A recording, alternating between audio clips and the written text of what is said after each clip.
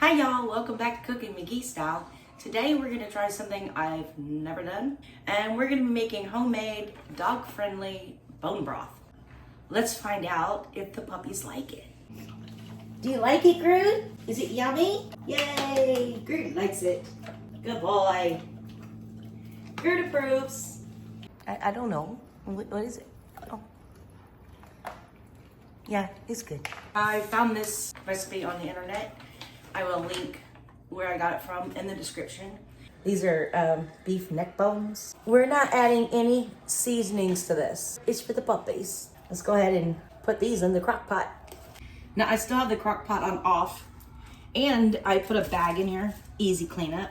Also, I have it in a corner in my kitchen because Groot, and I'll show you a picture of him, is as tall as me when he stands up. So that way, I can put it all the way back there and pray to Jesus he won't get it. Let's put our bones. There's some meat on there, but that's okay. In here. Okay, so now we're going to chop up our carrots and our celery and the parsley. I won't use all of that. Let's chop them up.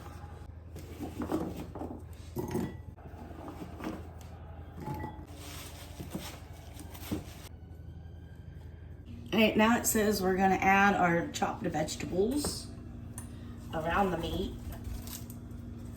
1/4 cup of apple cider vinegar. And then we're gonna add water to just barely cover the bones. Hey.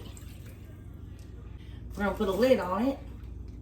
We're gonna put it on low. And we're gonna leave it alone. We're gonna put it over here. And it's gonna cook on low. I've had this on low for 24 hours.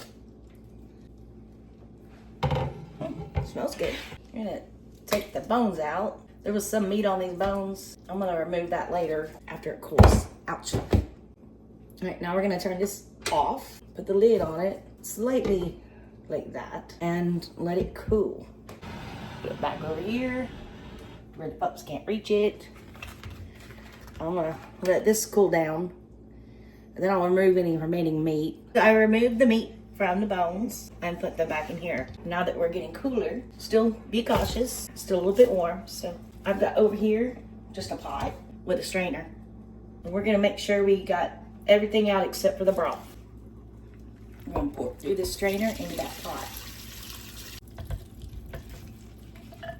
And the reason we're doing this is because you can see there's some bone fragments.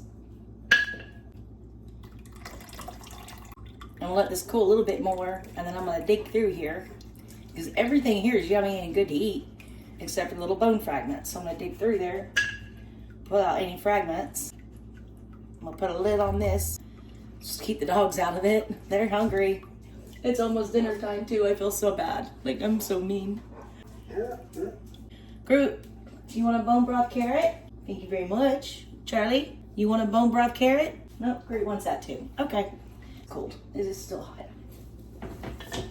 Okay. This is just regular kibble.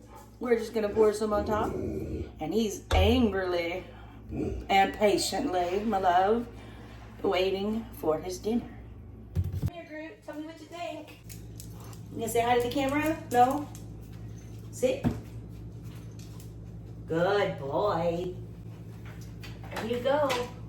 Do you like it, Groot? Is it yummy? Hey, Groot likes it. I promised you a carrot. Here you go. Your carrot. Yum. Good boy. Groot approves. He approves. Let's see what Charlie thinks. She eats in her room because Groot can be a little bit food aggressive with other dogs. Here you go. Tell me what you think, girl. Is it good? Do you like it? I don't know. What is it? Oh. Yeah, it's good. Anyway, according to these instructions, which yes, finally did dry, you can put the bone broth in the refrigerator once it's at room temperature for up to 5 days. If you prefer, you can freeze it in an airtight container for up to a year.